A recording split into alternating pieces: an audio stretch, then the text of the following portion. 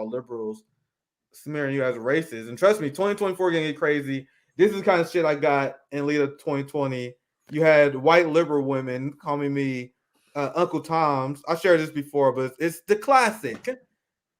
She responded to me. She said, I'm a white woman, and yes, I'm going to call your black ass Uncle fucking Tom if you vote for anybody but Biden Harris. Trying to rub shoulders with the same people who would have owned your ass for $1.75 years ago is not a good look. You're racist against your own people, traitors. Because I wanted to vote for Angela Walker, a black female.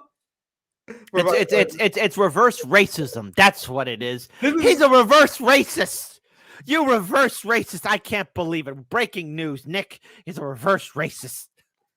So this is the shit that I got. And I get it every 4 years. Every 4 years I get this shit. And then people wonder why I said, I told you, the most racist people are not the rednecks. I live in Missouri. They were all around me. It's these liberals, the white liberals who believe that I am obligated to support them politically because I owe them something. Oh, we helped free you from slavery. We gave you civil rights.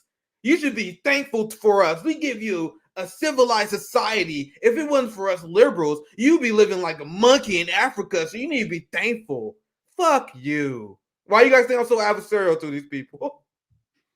Anyway, I just want to throw that in to add your point. Yeah, I have zero respect for the vote blue no matter who crowd who will be melting down when Trump is back on social media and they see him on the debate stage.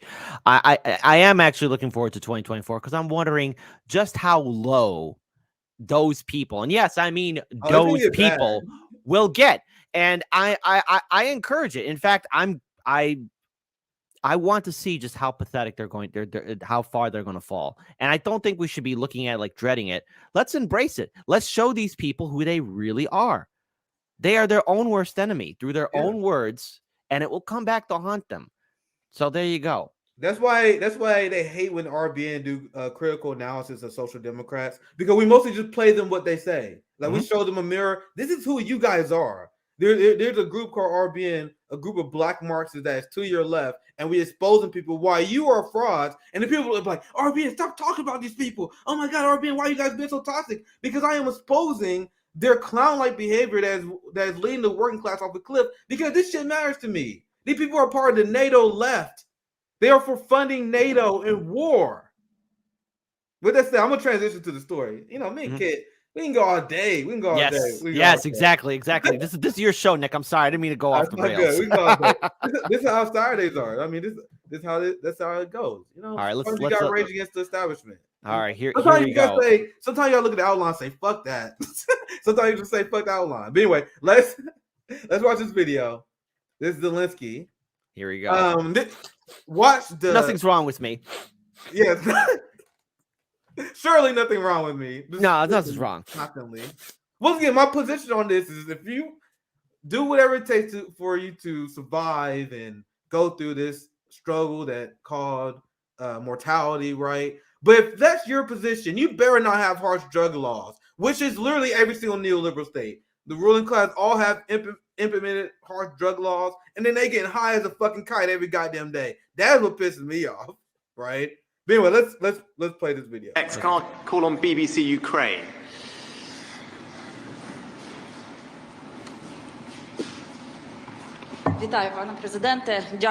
Greetings, Mr. President. I would really like to hug you, but I'm not allowed. Why not? Please, do give me a hug, you know. You guys hear that? Let me hug you. He's probably like, oh, I'm so excited. What the fuck is this? Let's play it again. No. Oh, my God. Holy crap. Greetings, Mr. President. I would really like to hug you, but I'm not allowed. Why not? Please, do give me a hug, you know.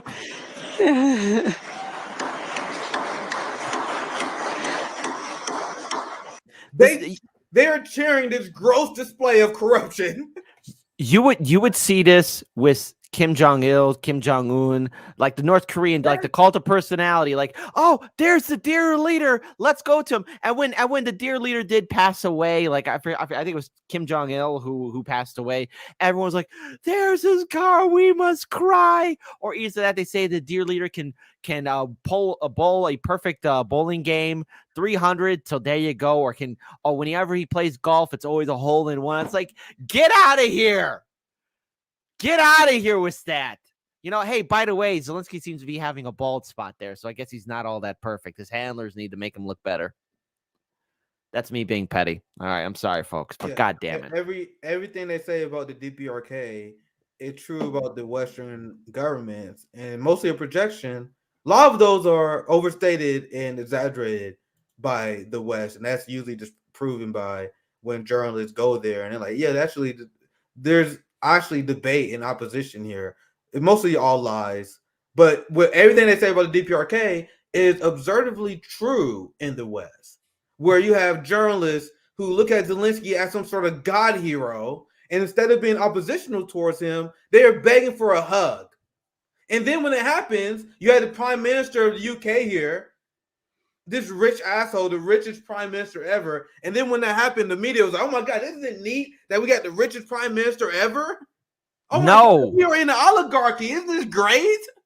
You know what? Illinois knows about it all too well, because in 2018, we had the most expensive governor's race in U.S. history at the time, and we traded one billionaire for another, and his name is J.B. Pritzker, which I have to say, J.B., I'm really embarrassed that you're doing worse than Senator Elizabeth Warren when you're lined up to be a potential 2024 Democratic nominee. I mean, like the fact that you're behind Warren, it's pathetic. Come on, you could have bought more votes, buddy. What's wrong with you? Yeah, who knows with that? But that's a good analysis of the corporate media. But I want to get back to Biden, because the reason why we're so critical of the Zelensky regime and this new partnership with the United States trying to force other countries to NATO so they can benefit from weapon sales. That's what it's all about. It's all about money. It's all about geopolitical power. It's not about caring about the Ukrainian people, right? You have this as well. You have Biden that is preparing to ask for the largest military budget in history again. And he's doing it again. He broke the record last year, and he wasn't satisfied, Kit. Okay, so again, vote blue no matter who crowd. Everyone was crapping their pants with Trump in the White House, saying he's going to lead us to World War III. The world will be destroyed by nukes. We're all going to die. Yet here is Joe Biden leading us away into further madness. And they legitimately don't give a fuck. And no, it's not only they don't care. It's just all these policies that people were afraid about with Trump, Biden and Harris, I'm going to say it again, Joe Biden and Kamala Harris, the president and vice president, are still continuing on Trump's foreign and domestic policies. The kids are still in their goddamn cages.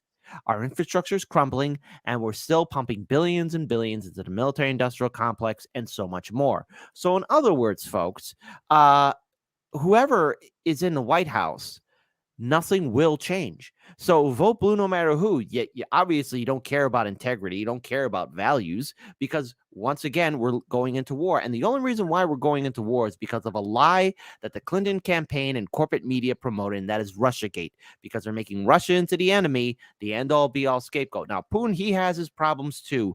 But the thing is, we're all in this war because the media and the Democratic Party triggered, again, small-brained individuals into hating another country, all the while, again, because again, while we're spending this money, it's in many ways people are visioning themselves as, this is how I'm going to get revenge on Russia for supposedly hacking into our elections. But when all the evidence has come out, Russia didn't do it.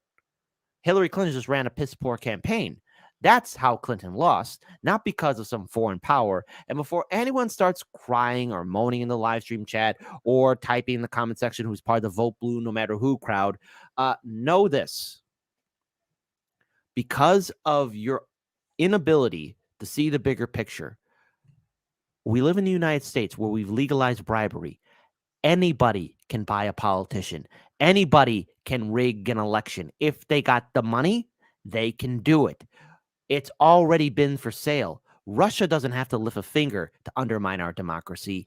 The United States Supreme Court, the U.S. Senate, the U.S. House of Representatives did it themselves. Your favorite politician who's a Democrat is more than happy to take money, just like they're more than happy to do insider trading. Just so all of you know this, before the war took place, before the initial invasion of the Russian tanks into Ukraine, you had U.S. senators and U.S. House Representatives buying and selling their shares in stocks that were related to the military-industrial complex. And in 2022, they made a killing.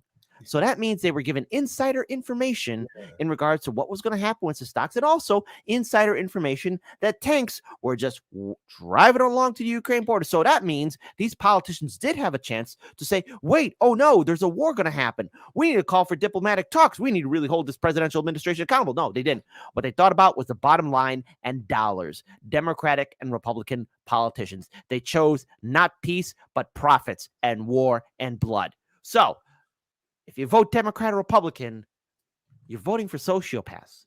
You're voting for people that will kill you. And you're voting for people that will abuse you. So stop being a puppet. Be brave. Take off your sunglasses. It's such an epidemic that they it's funny that I think I want to make sure I'm right. I think Matt Gaetz introduced this. Am I wrong here?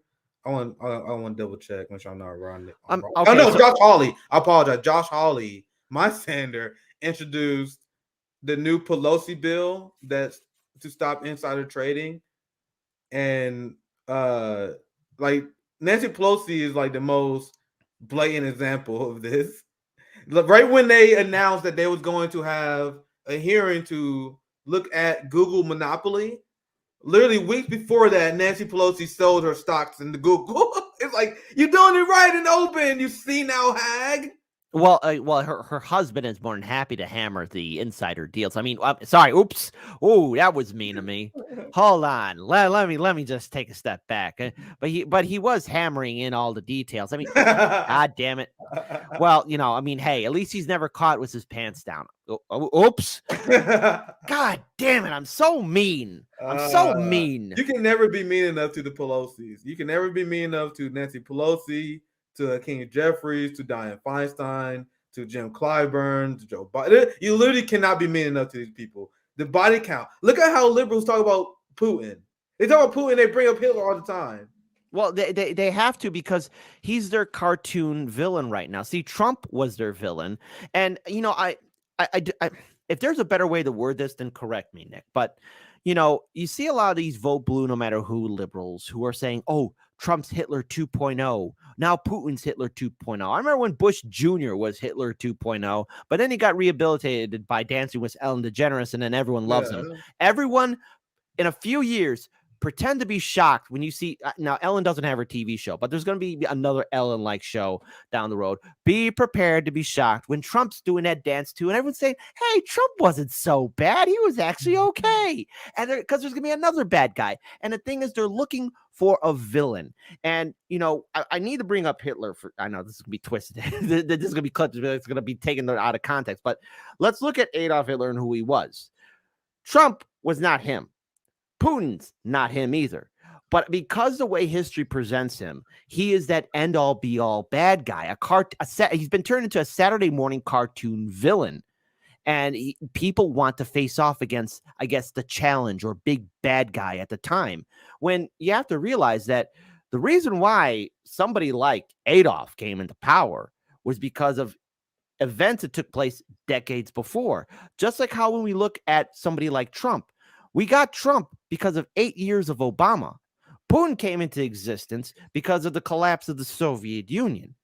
These are three different individuals altogether, but yet liberals want to look for a bad guy to fight, a challenge in which they can win, to which when they do, they could say, we stopped them and we were on the right side, and all those that were against us, well, they were just blind and racist and bigoted and foolish, but we are correct, because they can never deal with the fact that maybe the people that they're supporting are the bad guys, like the Pelosi's, like the Kennedys, like the Obamas, like the Clintons, because they can't see past the fact that if everyone really knew what Bill Clinton and Barack Obama, both of their presidential administrations did to us, people would be screaming bloody murder. And that's from Jimmy Dore's video trailer on his channel.